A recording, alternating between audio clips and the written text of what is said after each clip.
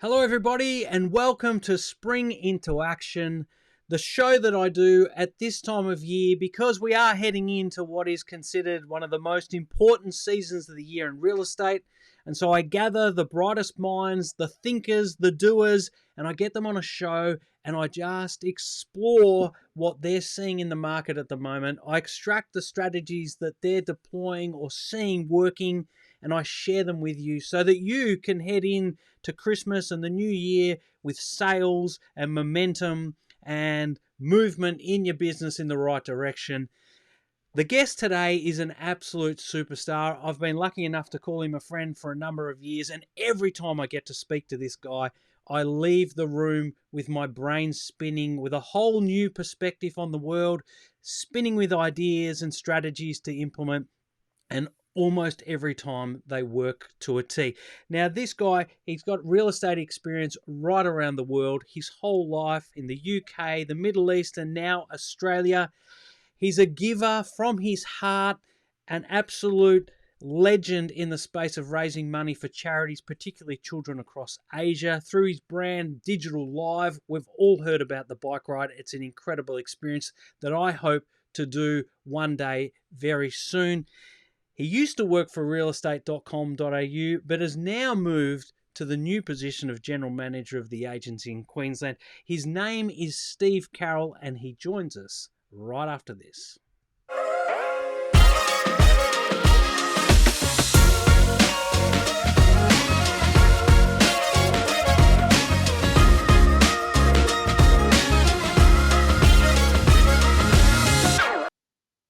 Steve Carroll, welcome to Spring Into Action. Hopefully, third time lucky on this intro. Hopefully you can hear me and we're all good. Yeah, all good, Jonathan. And I have to say, if I had $1 for every time you told me that you hope to get on this bike ride, we would be making millions and squillions of dollars. But fingers crossed, I'll get you on that ride one of these days. Well, I tell you, it's never from not wanting to do it that I miss out. But it's just there's always a clash between, I've got two daughters. They both play hockey, and the national championships are always at either April or August, whenever the two rides are. And on the two occasions I've wanted to do it, they have clashed with those. So I always say I want to do it, and then about 6 weeks out from the date, my kids go and overachieve and get themselves into a state team. And then I'm like, oh, well, sorry, Yeah. Steve. You're going to have to wait until they're old enough to drive themselves or fly themselves to the Yeah. tournaments. But I will definitely do that ride one day. Absolutely. Hey, you know what, Jonathan? In your introduction, you talked about the fact that I've worked in this real estate digital space right across the world, in the UK, in the Middle East, and in Australia. And I've been very fortunate to work with some amazing leaders who I've learned lots from. And one of the things that a leader once said to me, he looked at me, he said, Steve, there are 100 reasons why you should not do this. I just want you to find one reason to do it. And it was a nice segue from what we were just talking about on the bike ride. Yes, well, I think the bike ride's incredible. Let's start there, actually. Yeah. You've been running Digital Live. It's a great brand. I've been lucky enough to be involved with it via you. Thank you for those opportunities. Tell us about the bike ride, and it has made some massive changes lately in terms of the infrastructure and the setup over in Thailand now in regards to they've now got their own bikes and service crews, and it's becoming more efficient as a charity. It just seems to be doing some great things. Yeah, absolutely. Well, let's go back to 2017. So back in 2017, I saw this gap in the market, Jonathan, where real estate agents were really confused about things like Facebook, and I'm not even sure if Instagram was about in 2017, but there was this real skill gap around social media, and there was, unlike today where there are 101 really brilliant real estate coaches or social media coaches. Back in 2017, it was very hard for an agent or a principal to find someone who could help. So we launched this thing called Digital Live, which was a full day event, and we ran it in Sydney, in Melbourne, in Brisbane.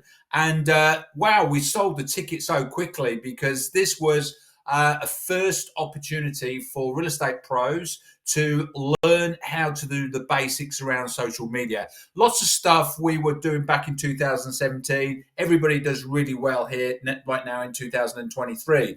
And what we did was we sold the tickets, and all of the money that we made, we gave to the charity Hands Across the Water, which is a Sydney-based charity looking after kids in Thailand. And we ran about 2 or 3 of these digital live events, and you, Jonathan, were involved with them, and all the coaches that came along gave their time for free, which was awesome.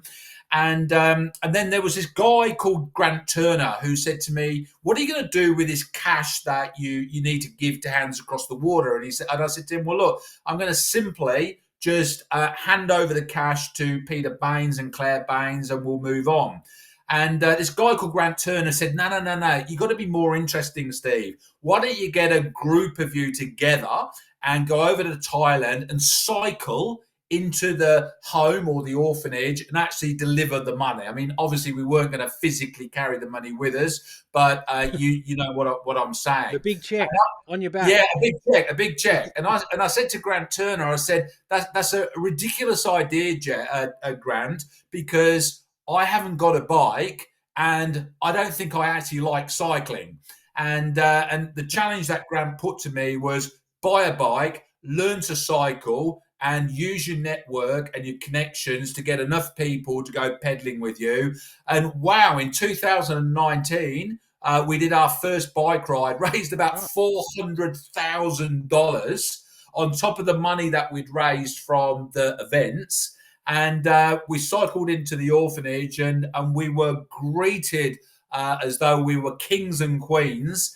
And we just got on the drug. And our next ride in 2025 will be our 6th ride. And we obviously vary the rides, vary the orphanages that we cycle into. But the real estate industry have just got right behind it. And that's the story of the ride. Yeah, right. It's incredible. I've seen so many images and met so many people who have been on the ride, and they rave about it, and just how it gives them new perspective on life. I think probably the most quoted quote of all time is Mark Novak, where he says it was a human upgrade. Yeah, and if you can change Mark's opinions on things, then you're going a great way along the thing. I mean, he's an incredible guy, and he always raves about going on the ride. He probably isn't the most comfortable bloke on a bike, I wouldn't suggest. No, he look, the interesting thing about the bike ride is our target audience are just ordinary people that work in real estate that, to be honest with you, most haven't cycled for years and years and years, but there's just something in their heart that says to them, I want to do something extraordinary. I want to do something that's going to take me out of my comfort zone. And Mark Novak is a great example of the sort of people that we get. He just rocked up, minimal training, did the fundraising, and had an absolute ball. So what I always say to audiences and people when I talk to them about the bike ride is, don't say to me, I'm not a cyclist, because if you say to me you're not a cyclist, you're actually my target audience. And we've had close to 100 people do the ride so far, Jonathan. And I would say that 80 of us, including me, have no real bloody idea what we're doing. We've got the gear, but we have no idea. And then we've got about 20% of the riders who actually know their stuff. And the combination works beautifully well. Yeah, and I think the world and technology, when we think about it, has opened up a new frontier for so many people here with the adaptation or the evolution of bikes now having batteries and motors, and it's allowed people who aren't naturally cyclists or super fit to actually come along to events like this and enjoy it. And so it makes it a bit harder for those who don't have the battery motor or the electric motor, because they really do help up those hills. But it does open it up to a whole lot more people to come along and enjoy things like this. Yeah, no, absolutely. Well, we on the last ride we did, which was back in April, we had 3 electric bikes, and they were nabbed by Maz Farrelly, John McSteddon, and Haley Mitchell. Those 3 got those electric bikes. And do you know what? I just could not keep up with them when they go up the hills. When that battery kicks in, bang, they're away. So, Mhm. but look, John McSpadden did the ride, 74 years of age, from formerly at the Real Estate Institute of Queensland. Now there's a lot of training for the Ray White Group. And the difference between having access to an electric computerized bike and not is the difference between getting those people doing the ride and not. And that's the great thing about technology that obviously we're surrounded by. Well, I have to have a word to Maz Farrelly. She's never mentioned that her bike was electric. I was in the presence of Maz about 2 days before she left, and she was worried that she hadn't done too much training, and there was no mention that there was an electric iron horse under her. She just, I think she just led everyone on that it was a pure cycling normal bike.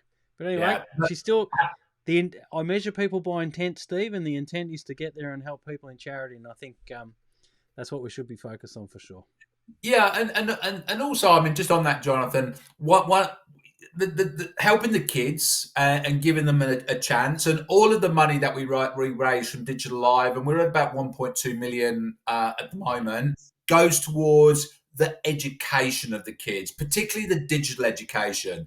So these kids, thankfully, have got enough. There's enough money, enough contribution to put a roof over their head, to give them food, give them water, give them a nice, safe bed to sleep in. That's great. We don't get involved with that. What we're trying to do is we're trying to upskill the kids on how to use technology, because when they leave these orphanages, or we like to call them homes, if they understand how PowerPoint works, if they understand how ChatGPT works, understand how Excel works, they can take a video with their phone or with our phone and edit it. It gives them a better chance of getting a better job, and a better job cuts down or breaks that poverty cycle. So that's where all our efforts go, Jonathan. Yeah, that's amazing. Yeah, just giving people the life skills to plug into this digital world now where there really are no borders. Like, it's a borderless workforce. There are so many businesses now that have back end services, supported by people from overseas.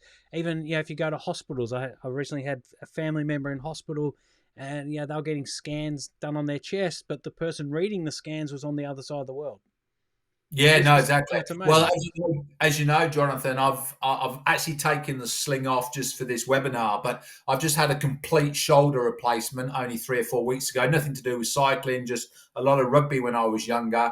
And there's an implant here that was made using a 3D printer in France.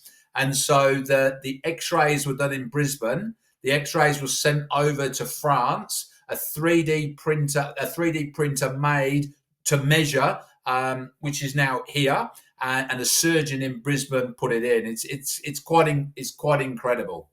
Got a bit of Lego Technic in there, have you? Absolutely. So I'm now 95% English, 2% robotic, and 3% French. Oh, jeepers. I don't know how that's going to go.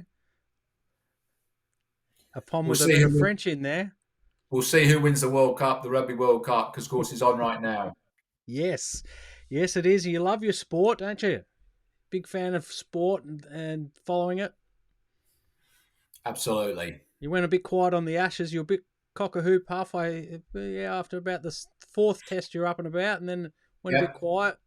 Yeah, but what I've learned to do, and this is something that Andy Reid, who you know well, Yes. failed, and it's just inexperience. You don't shout too quickly, especially when you're playing Australia. You don't start bragging after the first test or the Yeah. second test. You just let the whole thing roll through, and then wow. So I've learned that over the years, Jonathan. So just tell us, how did you end up in Australia? What was the journey? Because you were working real estate in the UK, you were loving it over there, and then you moved over to Australia. Somehow you ended up here. Tell us about that. Yeah, no, absolutely. So, well, there's an interesting story there, because I was working for one of Europe's largest media companies, called EMAP. And EMAP doesn't exist today as it did back in those days, sort of circa 2000 and 2001. And I was working in what I would call traditional media, and the big bosses at EMAP could see this thing coming called the internet. I mean, obviously the internet was in place back in 2001, but it was having a pretty low impact on the way that Mm. businesses were running and how publishing was done. And so the big bosses grabbed me and grabbed another two or three people and said, "Look, we're going to put you into this working team, and your job is to figure out how we move our traditional media business that was making the company millions and millions and millions of pounds, how we take that business and we transfer it into that digital space." And that was back in 2001, 2002. And so that's what I did for That's before 3 or 4. YouTube, folks. Just in case you're wondering, that's before YouTube, before Facebook, before any of those. Incredible. And before smartphones. I mean, or there were probably smartphones, but I certainly didn't have a Mm. smartphone. So, I'd go to work every morning and put the computer on, and you got your emails there and then. And so it's really interesting because one of my jobs back in early 2000s was to go and see 50-year-old real estate leaders and say, "Hey, look, I need to talk to you about this thing called the internet, and how when we get to 2020, your world is going to look completely different, and putting all your ads in newspapers, that won't be happening in 15, 20 years time." And of course, people were really confused. These 55-year-old, 60-year-old, middle-aged real estate principals who had run a great race and had made a good living out of real estate were very cynical and very sarcastic about the picture that I was painting. But that was my job. My job was to educate. And then, cut a long story short, in 2006, I got a call from News Corp out of the blue to say, "Look, we've been monitoring and watching what you've been doing over in the UK. Would you come over here? Because we still have the rivers of gold. We still have, newspapers that are Mm. producing real estate sections this big.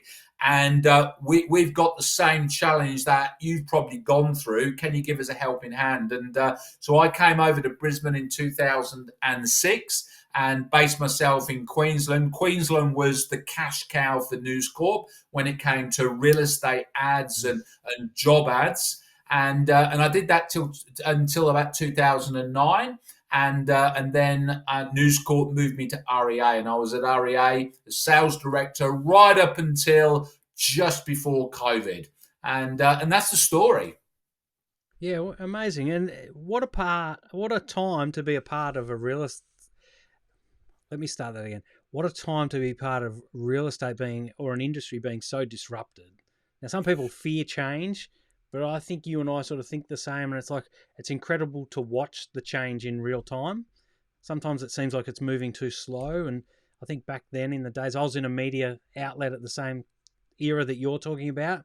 And as you're mentioning, speaking to the 55-year-olds around change, I remember, even later in 2009, asking for permission to post my news stories on the internet so that more people could watch it. And they were like, "No, you can't do that. That's not where this stuff's going to go. It's not going to work." Oh, I mean, really, when I think back to it, especially when I came to Australia, there was a lot of pushback, a lot of non-believers, a lot of people who, just the strategy was based on pretense. Let's pretend this is not happening. Yeah. And the bottom line was the years of the rivers of gold where newspapers were packed with job ads and real estate ads. They were coming to an end, and we were moving to a new world of car sales, seekrealestate.com.au domain, and so on and so forth.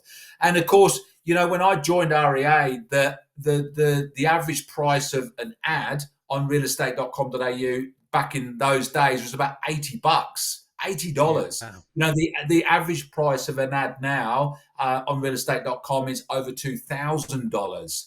And so, one of the things that I was involved in was going to market and saying to real estate leaders, what would you pay for this on realestate.com? And that was when we started bringing ads like Premier and Highlight to the market. And I remember rolling out Premier and saying the price point's going to be about $2,500-3,000, and real estate principals, because they only saw ads on platforms like REA as either free or $70, $80. And here I was saying, well, for $2,500 to get this, what do you think?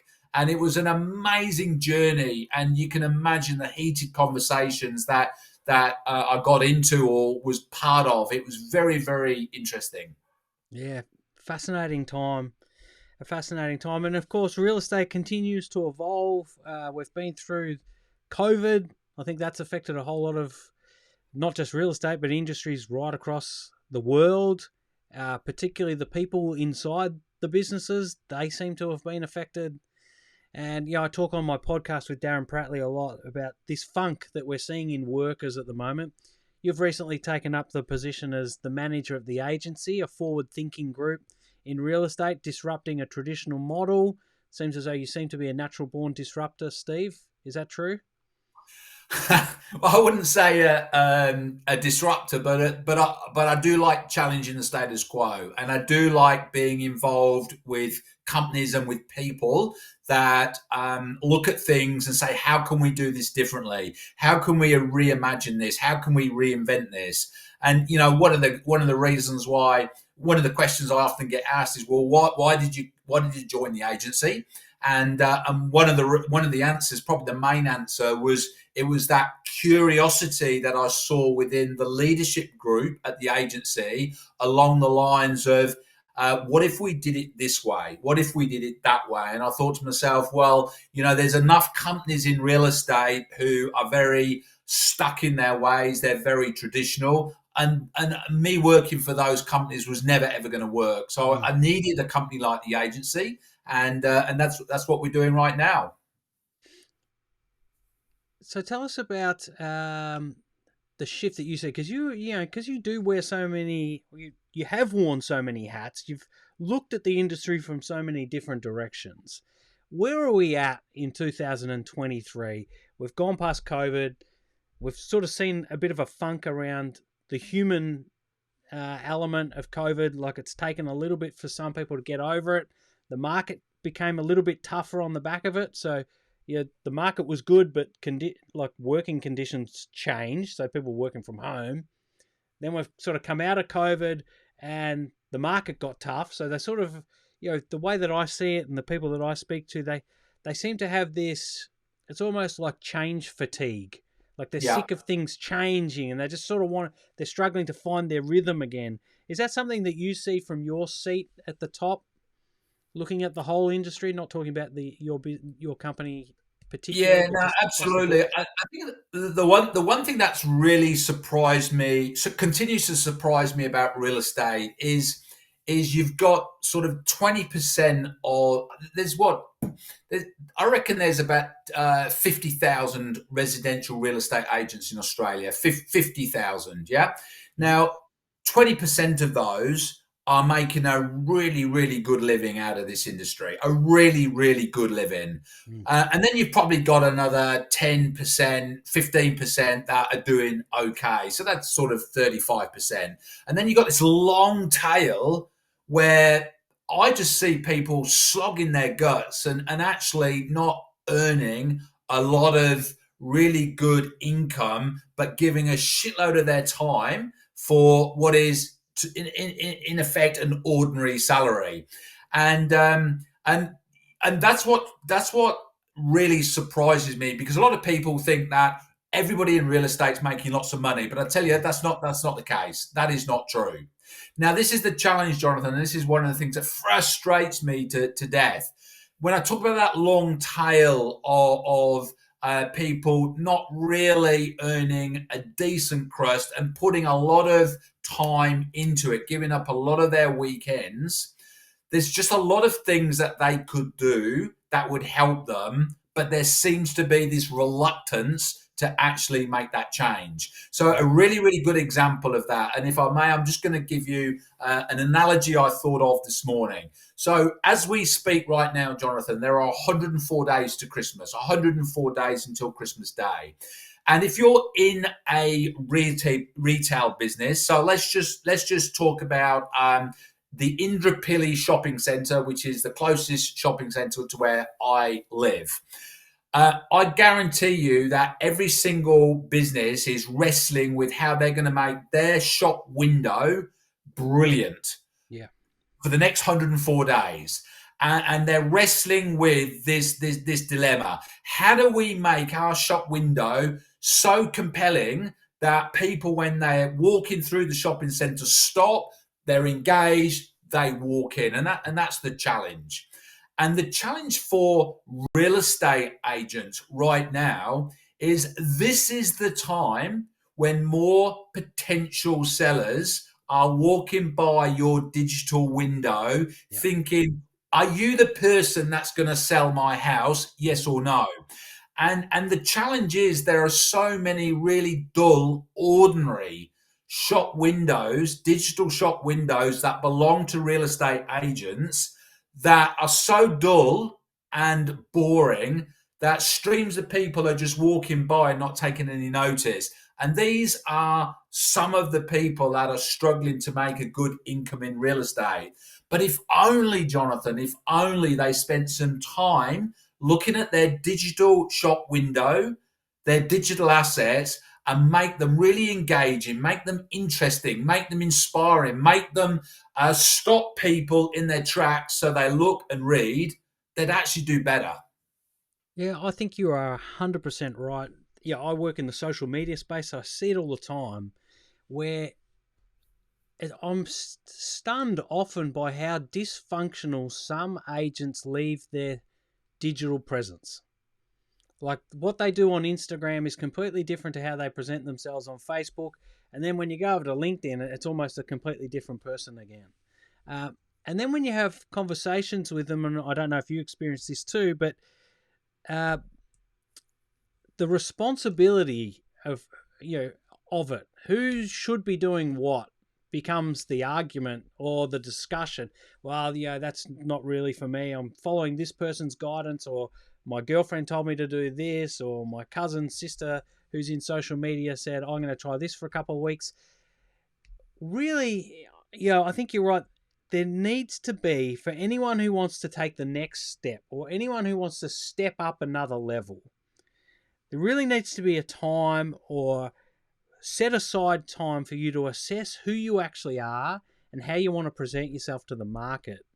And then with a really neutral lens, log on to your accounts and don't just look at the last 2 or 3 posts.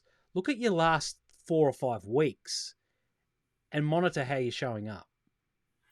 100%. And I think one of the really important things here, Jonathan, is when I talk about digital assets, you've got your Facebook, you've got your Instagram, you've got your TikTok, and that's over there.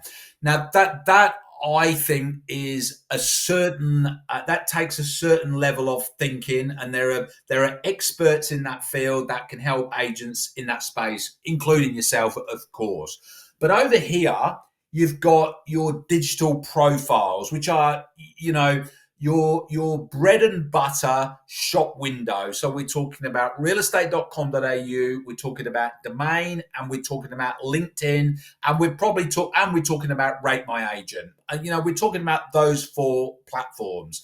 And each of these platforms give all 50,000 residential real estate agents in Australia free acreage on their site that they're paying for they're paying to get traffic, and they're saying to these 50,000 real estate agents, hey, you can have some acreage, you can have some space, but all you've got to do is take responsibility of filling in the fields and making yourself come over as though you're an agent that's worth speaking to.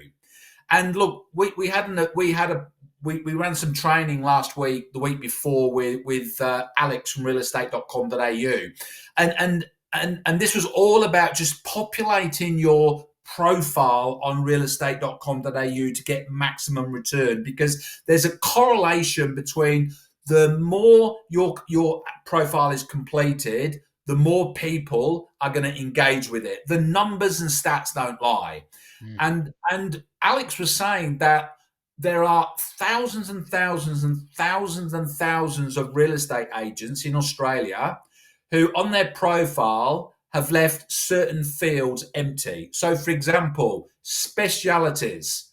So REA is saying, you can fill in here what are your specialities. And so many just leave it blank. Awards, leave it blank. Community involvement, leave it blank. Reviews, leave it blank. That would be like Myers or David Jones having one of their shop windows with nothing in it. You just wouldn't do it. No, it's almost like the olden days. It still exists now, but when you get followers on Twitter, now X, and they've got the egg, there's no profile photo. And it's like, well, the moment you don't have a profile photo, I'm not listening to your opinion. Yeah, and exactly. It's the same with agents. The moment that you're not even willing to show up, and maybe it's because it's free, the agents don't value it. But, what's it going to take you? Less than an hour or two to fill out a really awesome profile. But then I suppose what you're suggesting is it's not a set and forget scenario here. This is a continue to curate, update, fine tune it to the trends and the zeitgeist of society so that you are the premium brand amongst everyone else that you're fighting against. I suppose this is the frustrating bit I find too, is when I go into LinkedIn profiles and social media profiles and they say, video doesn't work for me in real estate, and you have a look and the last video they posted was 17 weeks ago and the last video they posted before that was 58 weeks ago, and they go, it just doesn't work. Exactly. Or I now use LinkedIn as my old traditional yellow pages, or white pages. So if I want to find a number of someone, I'll go to their LinkedIn profile and look in their contacts. You'll be gobsmacked at the number of people whose contact details in LinkedIn are incomplete or wrong. I've gone on to look for an agent because I want to ring that agent, and not only isn't the phone number there, but their email address is the email address that belonged to where they worked before. Yeah. So you imagine that if I'm a potential seller and I'm checking out an agent, and number one, you're making my life difficult. I can't ring you because your number's not there. And number two, your email address is a Ray White email address, but you no longer work at Ray White. What sort of impression do you give? And so, I think one of the big challenges for the real estate industry right now is really understand that the way that consumers search is different to 5 years ago, and that digital profile is incredibly important. And you spend time brushing your shoes to make sure your shoes are nice and clean. You spend some time making sure your shirt's ironed, your car's looking good when you go out into your community. Just make sure digitally you look okay as well. Really, really important. Yeah, I think that's incredible advice and information. And also, I don't think people spend enough time understanding how data works nowadays and all the tentacles that the internet has out there. And you're talking about having your digital profile all polished up and ready to go. Here's the thing. When people are in the real estate cycle and they're searching for you, the best thing that you can do as an agent is be known for what you do, where you do it. Yeah. I'm a residential real estate agent in the eastern suburbs of Melbourne. I don't know, choose Doncaster or North Balwyn. Now, someone who's looking to buy a house in North Balwyn, real estate agent North Balwyn. Now, what I tell people all the time is, if you've got these platforms, Rate My Agent, REA, all these other ones, the more information you can put into different ponds at the internet that lets people know what you do, where you do it, the more data that's out there for them to draw on, so that when someone searches your name, you get pushed to the top. It's almost like the old SEO days where you used to pay to be at the top. Now you pay by sharing information and data. And the fact that you're telling me that agents aren't doing this in areas where there's already, the traffic is warm. It's not cold traffic. People who aren't in the real estate cycle aren't going to go to Rate My Agent just for fun. No. Like, they're looking for an agent. So the fact that they're not sharp in those spaces, it must be a real concern for you, because it's concerning for me. Well, yeah, I wouldn't say it's a concern for me, because I suppose if everybody was outstanding at it, Jonathan, you wouldn't have a job potentially, and I wouldn't have a job. So I suppose a better word to use is frustrating, because I can see the data, and the data tells me that those agents that do this really, really well get more requests from sellers to say, hey, Samantha, hey, Georgina, will you come and appraise my property because I'm thinking of selling? Yeah. And the more effort and energy you put into those profiles, the more of those inquiries that you'll get. It's as simple as that. And, as Tom Panos has said time and time again, if you go to the gym and you do 10 sit-ups once, you're not going to get a six-pack. Yeah. You got to work at it. And after you work at it weeks and weeks and weeks and months and months and months, you'll start reaping the rewards. Yeah. One of the best agents in Queensland, arguably in Australia, is a guy called Alex Jordan from McGrath. And, Alex is so on top of his digital assets. And, often what I say to people who say to me, well, who can I copy? I say, just get hold of Alex Jordan's digital profiles on domainandrealestate.com.au, and obviously you got to personalize it for yourself, but look at what he does, because he's a master. And he's one of the top leading agents in Australia, not because he's got his profiles done beautifully well, but that has definitely helped him. It's not a mistake. It's not by chance.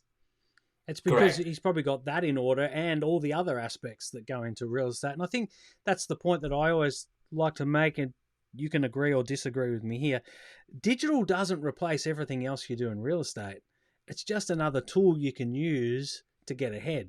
And the further we go down the invention of the internet and the maturing of the internet, it's just becoming a stronger and stronger tool. You mentioned back in 2003, 2004, you were struggling to even get principal agents to even think about it. And the internet back then, it was so wonderful, but we look back at it now, it's so basic and ugly. Like, it was really hard work to play on the internet back then. Agents coming into the industry now and looking at the tools they have across digital, they can build their personal brands so quickly. Like, all they need is the phone in their pocket and some creative smarts and awareness, and they can pop within some hard work and dedication. Put in 6 months of consistent hard work and dedication, and you can be and own a patch digitally. Yeah, no, 100%. No, I agree with you 100%. And, one of the observations I have about real estate, and I can get away with this because I was born in the 1960s. So, I can get away with what I'm about to say. The worst age to be in real estate right now, if you're not switched on to technology, is your mid-40s, early 50s, your mid-50s. Yeah, that's the worst age. And I'll tell you why. If you're 62, 63, and, all this technology is just too hard, you might just be able to get away with sticking your head in the sand, because let's be honest with you, you're going to be retired in a couple of years. But if you're 45, 46, 47, and you've got that attitude of, I don't get it and I don't want to get it, the chances are you've still got another 10, 15 years of work. The chances are you've still got kids that are at school. The chances are you've still got kids that need taking to hockey and so on and so forth. So you need an income. And the biggest threat for this age group is they're going to become irrelevant because you've got this swag of young gun agents in their 20s, in their 30s who get it and they understand the power of the human factor. They understand the power of technology and they merge the two together. And these young guns at 20 and 30 are going to be the future of the industry. And so, you know, I'm in my 50s pushing on towards 60. And the reason why I'm curious and inquisitive about ChatGPT and AI is because A, I'm interested, but B, I have to be interested. Otherwise, I'll fall behind and I'll become irrelevant. And I don't want to become irrelevant at 57, 58 years of age. Yeah. I mean, it's really interesting. I was speaking at an event last week, and I was copying a little bit of disconnect from a gentleman just off to the right in the front row, and he was an older guy, and I sort of focused on him a little bit because I wanted to sort of work out what his resistance was, and he finally admitted that he doesn't have Facebook and he doesn't have Instagram, and he was adamant that he didn't need it. But when we actually dug down into his numbers, he was probably only operating at about 50% of his capacity as a salesperson in a business. And he's like, well, no one's going to want to hear from me. I'm old. And so I sort of prepare for this a little bit. And so I dug through my computer, said, hold on a minute, let's look at this. And I brought out data of the fastest growing groups on social and the way that filter bubbles work. And it's like, well, the fastest growing group on Facebook at the moment is 65 plus. And those people, what happens when people reach 65 plus? They start thinking about downsizing. They start thinking about moving into the holiday house. They start thinking about, selling the big family home they no longer need and buying another one. They're actually in a real estate cycle, probably more of a real estate cycle than first home buyers. And they want to deal with agents who represent them, who are a similar age and have a similar experience and, lived a similar life. Yeah. So if you're not there, you're missing out on these people who are looking for someone like you. Yeah. And because you're not doing it, and there's 100 other agents just like you who don't do it because they've got the same attitude, it only needs one or two to sit in there, take a couple of weeks to learn it, or reach out to someone who can teach them, and all of a sudden you're going to be in a blue ocean and scoop up all these opportunities and maybe retire earlier or extend your working life by an extra 10 years because all of a sudden it became easier to do business because social media and digital is bringing you the leads. Yeah. Yeah, no, absolutely. Absolutely. I obviously won't mention names, but I was having coffee with a leading property manager. And she was telling me that they recently lost 4 property managements to their competitor. And I said, what happened? And so the owners of the property lived in Singapore. And they said to their property manager, so the company that was looking after, I think they had 4 investment properties back here in Australia. They said, look, when you contact us, we don't want you to ring us. We don't want you to email us. We want you to use WhatsApp. That's the channel that we are comfortable with. And the lady who I was having coffee with was saying to me that there was a reluctance in their office to start using WhatsApp because it was, again, another channel that they had to learn how to use. Yeah. And so they resisted WhatsApp and they continued to email these property owners in Singapore. The Singapore owners got pissed off and said, hey, look, we just don't want to deal with you anymore. And this is the challenge that real estate agents, we all have, as this younger generation come through and they want to communicate through this channel, this channel, this channel, this channel, whether or not we are au fait with those channels or not, it's our responsibility to get au fait and get on the page. And let's be honest with you, Jonathan, it's not hard. You can watch a YouTube video for 3 or 4 minutes and get the ins and outs of how to set up a WhatsApp channel and how to use that piece of technology. It's not hard. You've just got to get out of your comfort zone. Yeah, I love the evolution of communications through technology, and I think that's a really interesting insight in the fact that email now is almost the most formal way to communicate with someone. Yeah, And the way that they really want to be communicated is via chat apps like Messenger, yeah, WhatsApp, even text message is almost a, hey, just give me the little things here that's casual. And if it's something important and formal, then email. And if it's something that's really, really, really important, then you can ring me, but don't ring me too often. yeah, It's yeah. a No, really, 100%. I think it's a And we fascinating evolution. Yeah, and look, email is really inefficient use of time as well. Human nature is such that when we send an email, most of us spend time rereading it, making sure it's grammatically correct, it Yep. sounds good, blah blah. We've copied the right people in, and so on Yep. and so forth. And it consumes so much time. You can spend 30 minutes putting an email together. Mm-hmm. When I send you a message through Messenger or LinkedIn or WhatsApp, there's just this kind of human agreement that there might be a few spelling errors, and maybe the sentence doesn't, but just get it out fast. And I actually think email is a time consumer, whereas these other quick, fast platforms actually get the message sent quickly and give you time back. Yeah, I think just before we came on to record this episode, we were setting up and I got a text message which came through my computer because they do now. And I was like, hey, can I just respond to this? There's an urgency or an efficiency around these chat, text, messenger, WhatsApp. It just keeps things moving. And if that's what the customer wants, if that's what people want, then you've got to give it to them. There's no reason not to. You know, Yeah, unless there's security risks, maybe there's some out there that do have some that are a little bit more fringe. I can't even remember. There used to be one that was a phone call, Viber or whatever that was, the phone calling one, which was it was a little bit, it was free phone calls, but you thought maybe it was a bit sketchy.